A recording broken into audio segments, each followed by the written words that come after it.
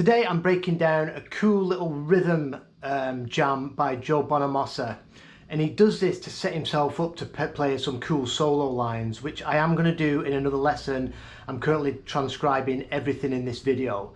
So let's check out this rhythm that he plays at the beginning and then we'll break it down.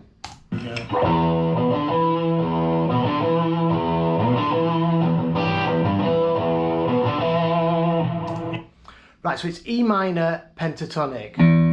Now I'm going to do this clean. Joe does it a little bit gnarly, but I'm going to keep it clean. So it's E minor pentatonic, and we've also got an E7 sharp 9 Hendrix chord, which I'm sure you all know.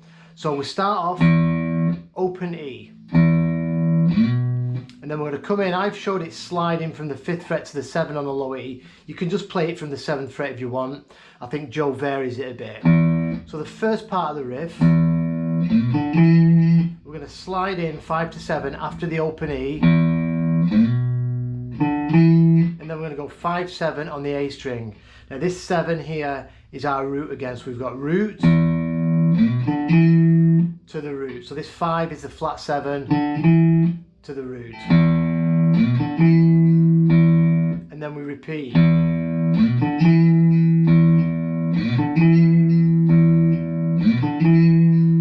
That's the first part. So he does that 3 times. So once, 3 times. On the 3rd time, we're going to hit the open E twice, and then we're going to play that chord.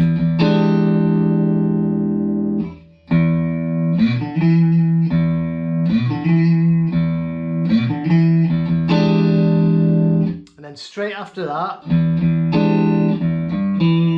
we're going to play the open E again,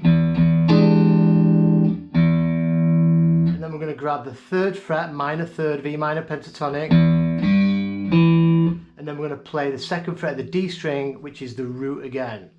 So let's watch Joe watch it again, and we'll go over it a couple of times, and I'll show you how to practice it.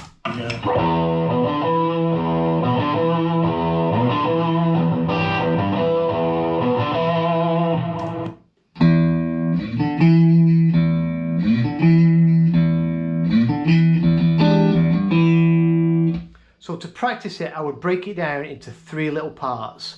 I would practice just this first bit.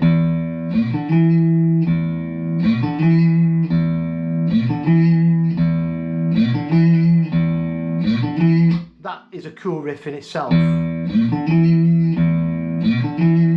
Give it a bit of vibrato when you get on the root.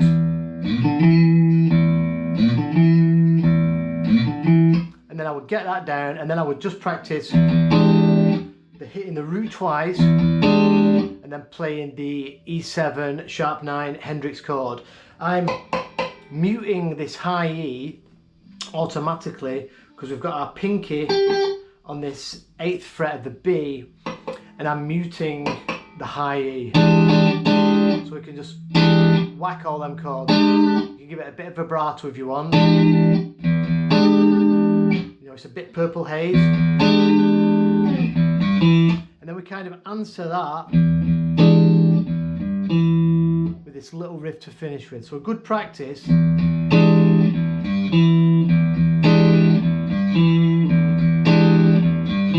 Just going from the chord into that riff. So that's 3 different things.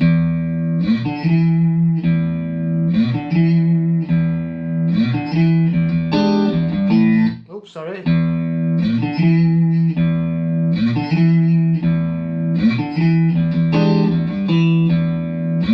And then it just repeats. When you've done that lick, it just goes back to the open E string. So I'll do it really slow.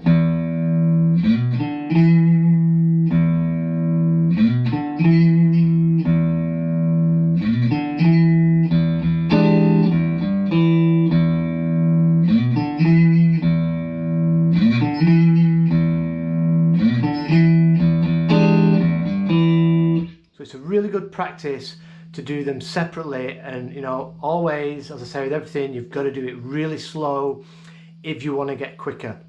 There's no point practicing things fast if you're not very familiar with it, because you're just going to end up playing it sloppy, and then it's just going to speed up sloppy. You've got to do it slow and precise, and then once the muscle memory's kicked in and your fingers know exactly what they're doing, you will just start speeding up automatically. So if you've got to do it this speed,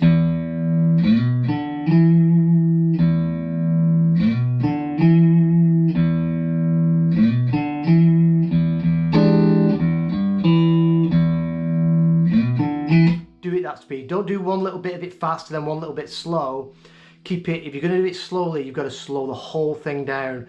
So you can go super slow, but as long as it's in time with itself, that's how you practice it. And my rule of thumb is, you practice something, and if you can do it 10 times, 15 times on the trot, completely mistake free, then you can start building, going a bit faster, and move on to something else.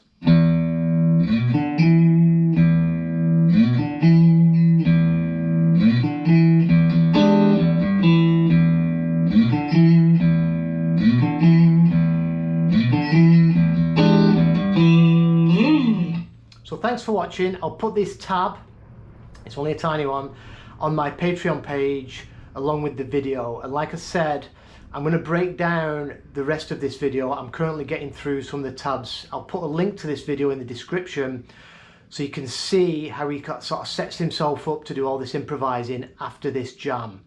So thanks for watching, and I'll see you in a couple of days.